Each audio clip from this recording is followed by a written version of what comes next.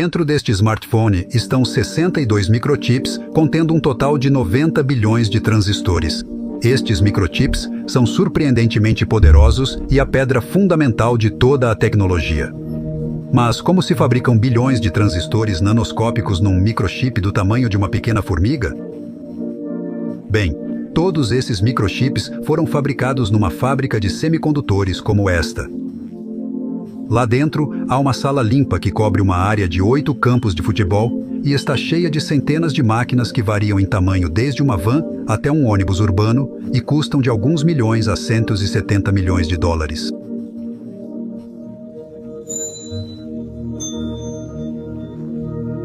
Dentro desta fábrica de microchips, as bolachas de silício viajam de uma máquina para outra, passando por cerca de 1000 processos durante um período de 3 meses.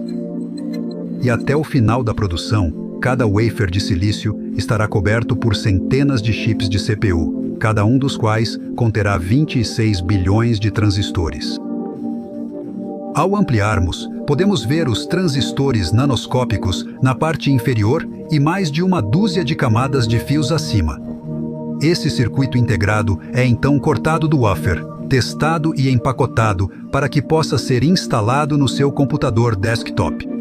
Neste vídeo, vamos explorar todo o processo de fabricação de microchips e mostrar como bilhões de transistores nanoscópicos e um labirinto tridimensional incrivelmente complexo de fios são feitos em uma das fábricas de microchips tecnologicamente mais avançadas do mundo.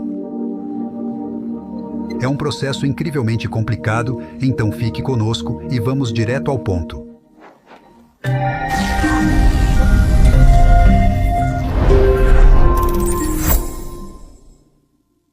Há 2 aspectos para entender como funciona a fabricação de microchips.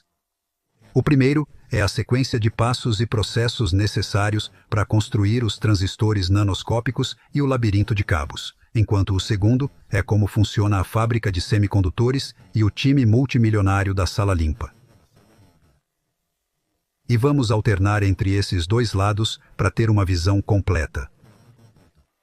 Vamos começar abrindo essa área de trabalho, focando na CPU e dando uma olhada no que tem dentro. Aqui temos um circuito integrado, ou chip. Esse chip tem 24 núcleos, um controlador de memória, um processador gráfico e muitas outras seções. Dentro de um dos núcleos podemos ver seu diagrama de blocos e os diversos elementos.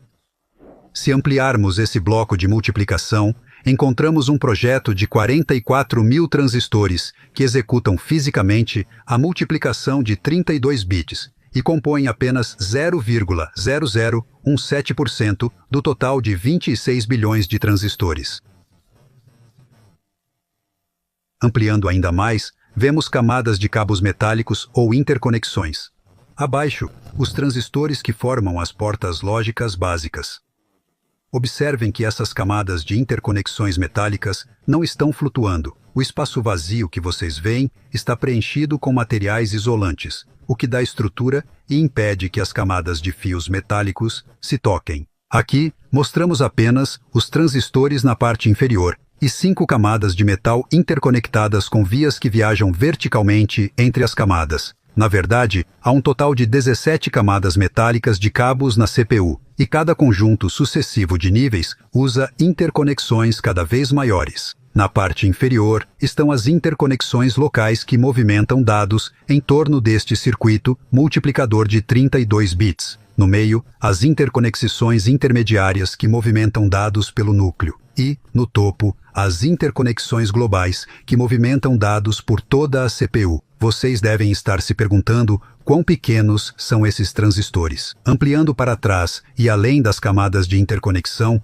encontramos os FinFETs, que são transistores cujas dimensões de canal são 36 por 6 por 52 nanômetros, com um passo transistor-transistor de 57 nanômetros.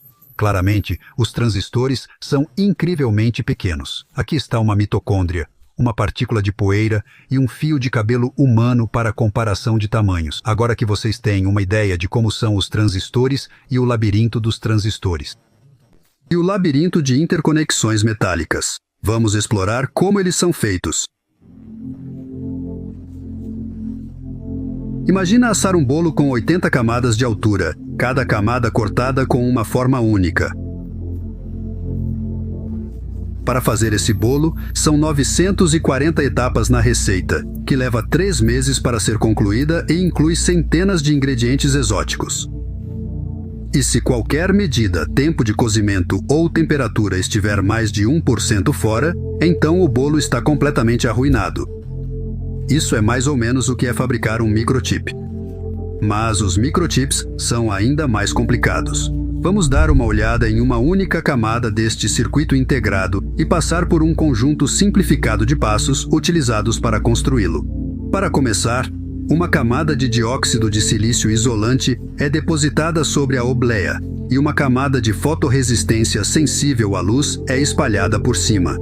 Então, utilizando luz ultravioleta e uma plantila, um padrão é aplicado à fotorresistência. Os solventes são então usados para eliminar as zonas afetadas pela luz ultravioleta, criando assim uma camada de máscara estampada. Usando a máscara, o dióxido de silício revelado é gravado até a camada anterior. A seguir, a capa de máscara é retirada e uma camada de cobre é adicionada para cobrir a obleia e preencher as áreas que acabaram de ser gravadas. Finalmente, a superfície é moída e nivelada para mostrar os padrões de cobre e isolante, completando assim uma única camada. Para construir a próxima camada, que é um conjunto vertical de vias metálicas, repetimos os mesmos passos, mas usamos um padrão diferente para a fotomáscara. Como essas camadas são todas criadas utilizando os mesmos passos, é mais eficaz visualizar os passos como um círculo, como um relógio. Para construir as 80 camadas do dado, essa sequência é repetida diversas vezes, resultando em 940 passos. Uma observação importante é que os transistores FinFET na parte inferior são ainda mais complicados que os fios metálicos e, portanto, se precisam de passos adicionais para fabricá-los.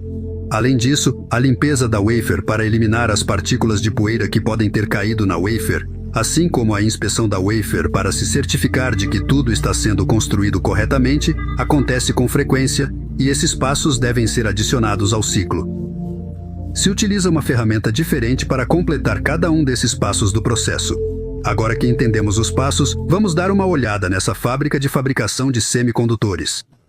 Essa CPU é fabricada em uma wafer de silício de 300 mm, na qual cabem 230 unidades de CPU. Por outro lado, os chips de DRAM são consideravelmente menores, e portanto, 952 deles podem caber em uma wafer.